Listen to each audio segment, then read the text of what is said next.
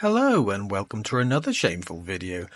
This week we are going to be having a look at the differences of monsters throughout the years of Dungeons and Dragons. And now we're at the time of publishing 50th anniversary year. I thought it'd be fitting to look at the differences between how monsters presented.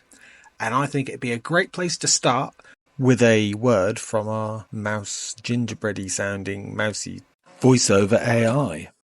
Welcome to the fascinating world of monsters in Dungeons and Dragons. Throughout the game, players encounter a variety of monsters that come with their own unique abilities and dangers. From the fearsome dragon that breathes fire and tears down castle doors, to the cunning dire wolf that stalks its prey. These creatures are designed to test the skills and courage of our players. However, it was even harder in the past. In older editions of the game, monsters were much more deadly. The fearsome sea hag could easily kill a player with a single glance, while the phase spider with its prickling legs could teleport itself around a party and kill them all without ever taking a hit. However, today with 5th edition, these are not so deadly monsters, and they are no match for wizards and warriors who can outgun them.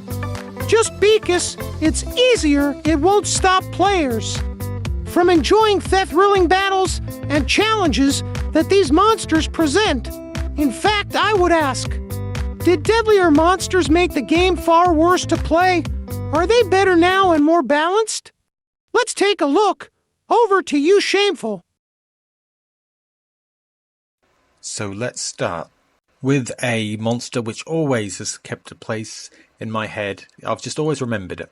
And it's the phase spider. Let's have a look in detail at this one. So, the phase spider is a level challenge rating 3 monster.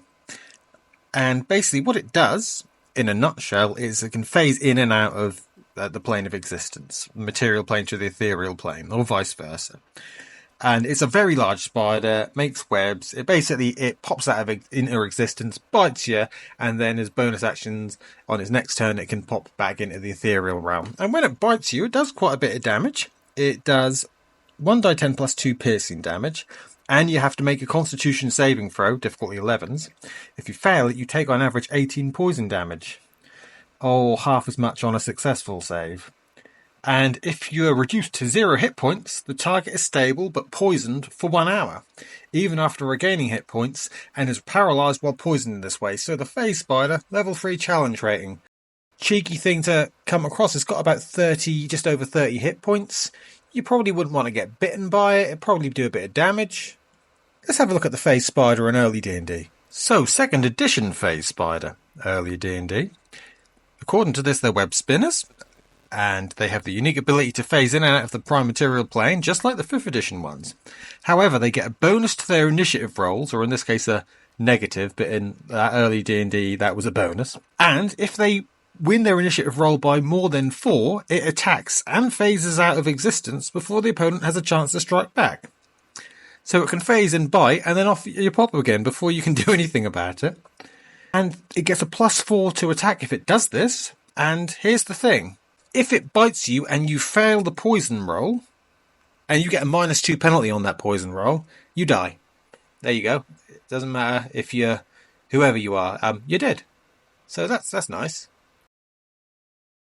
And might I just add, I know that you can't faithfully compare monsters from different editions together, but this is just a bit of fun, and I'm enjoying doing it. So next up, Air Elemental. In 5th edition, it's a challenge rating 5 monster with an armor class of 15. And what it can do is a basic melee weapon attack, +8 to hit, and it does, on average, 14 hit points of damage. It is a challenge rating 5 monster. Or it can form into a whirlwind. And if it does so, then you have to make a strength saving throw, and on a failure, you can take up to 15 points of damage, which is about the same as the slam attack. However, it then throws you away, and then you can take 1d6 bludgeoning damage for every 10 feet that you were thrown. And you have to then, if you're thrown at another creature, that creature must succeed on a 13 dexterity saving throw, or take the same damage and be knocked prone. So, not a very nice thing. Armor class of 15, 90 hit points. Cheeky little air elemental, wouldn't want to face it. So let's have a look at the first edition air elemental. Now, what you can see when you look at the first edition air elemental is that its armor class is higher in terms of it would be roughly around today about a 19 armor class.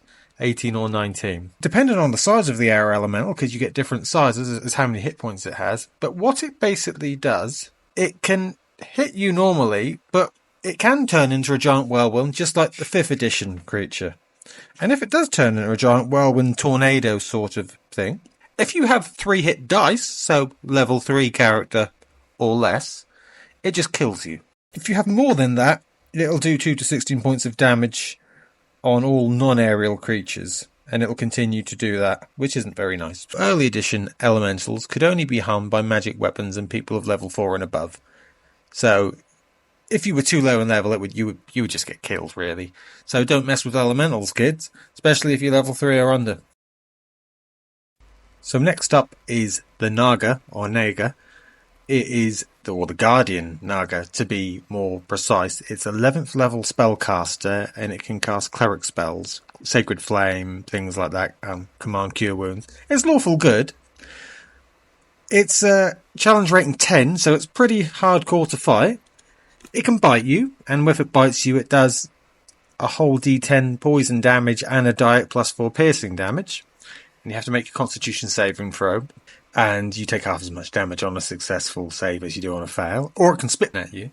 And if it does so, you take 10 poison damage. And you have to make a saving throw. And on a fail save, you take the full damage. On a pass of the saving throw, half as much. We go back to first edition D&D. It spits poison at you and you die. So there you go. These are... yeah... You see, this is where I come from with my early edition head on. I play 5th edition and I see creatures like this. I see a black pudding and I think, I don't want to fight that black pudding. It might do our group in, give us a bit of a run for our money. But if it was 5th edition, we'd beat it up. And I suppose I'd ask you, are you a player that plays early editions and later editions of Dungeons and Dragons? Do you find yourself worrying about the creature being a version of its earlier self, for example, the Naga? Or a phase spider, for example. Do you see these things and think, oh, actually, I might run away from that? Whereas actually, the game is set up that you can beat these creatures in 5th edition. They might hurt you a bit. They might knock a member of your party out, but it's not so likely they're going to TPK you. Am I the only one affected by this? Because I think I'm getting a bit of PTSD from early edition Dungeons and Dragons monsters, and it's affected me. So, for example... early edition vampires, they would take your levels away. They would literally, an early edition Dungeons and Dragons, you spent years getting your levels up. And then you'd come across a vampire and it'd touch you. It wouldn't even have to bite you. It would just touch you and it'd take your levels away. So you've got yourself up to level 7. No, you haven't. Not anymore. Now you can spend another few years getting yourself back up to level 7 after this one encounter. It's ridiculous. But it was exciting. And that's where I think new edition Dungeons and Dragons has less of a stakes part in it. In that you can die, but it's much harder to die, as alluded to in my last video. However, early monsters from old D&D, they are a bit overpowered. You wouldn't want to just walk into a room and get spat at by a giant snake and die because a snake spat some poison at you. That seems a bit unfair, doesn't it? So what does constitute a good monster build, a good balanced monster encounter? Because we could say easily that a vampire walking up to you, touching you, draining your levels might be a bit too overkill because it can hypnotize you or charm you and make you walk over to it so it can touch you. Basic Fantasy RPG by Chris Goneman has a good mechanic in that the vampire can't just walk up to you and touch you. It has to be biting you, and then it basically, like a vampire would, it would suck your blood and drain your levels. And I like that. It's still a dangerous creature. You don't want to go near it, but they changed it so that a vampire just couldn't walk up to you. I mean, what's to stop it mechanically walking up to you, shaking your hand and draining your levels? Nothing if the Dungeon Master was devious enough to do so. But that creates a wider question. Why were early edition monsters so flippin' deadly? Yet these later edition monsters, they can hurt a party, but as alluded to in my last video, the party can just rest up so easily and get all its health back. unless you keep hitting the party over and over and over again with multiple encounters with monsters, and then it becomes Dungeon Crawl Simulator again, in my opinion, as opposed to a roleplay game, because you're hitting them with so many encounters. And this is what I'm finding you need as a Dungeon Master in 5th edition. You need to hit them with multiple encounters to strain their resources. It's a resource management game. This is what I'm believing is an inherent problem, again as alluded to in my last video with 5th edition Dungeons and Dragons, is that there's just too much healing about the place. There's too much brushing off of combat after it's happened. But in early editions, I'm not saying early editions are great, by the way, for that, because you get hurt and then you're encouraged to run away and rest up, and you get hit point back a day unless you had a cleric who could slowly heal the party. And that was suboptimal as well. So I'm not looking at it through rose-tinted glasses at all. For me personally, I'd like to see a rebuilding of the game in a way that makes it a little bit more exciting. There are more dangers to characters, but not so much that you're going to TPK everyone. I would like that more. I think it could be a little bit more deadly, but no, not as deadly as early editions of Dungeons and Dragons, unless you want that game, because that type of game can be exciting as well. But what do you think? Are monsters well balanced in 5th edition? Or is it actually that healing's a little bit too rife in 5th edition? And that actually monsters as they are fine? Or am I just totally wrong? And am I exuding a bias? I'm genuinely interested to know. So do let me know. Anyway, thanks for watching the video. I'm Shameful, and this is the Roleplay channel. Take care.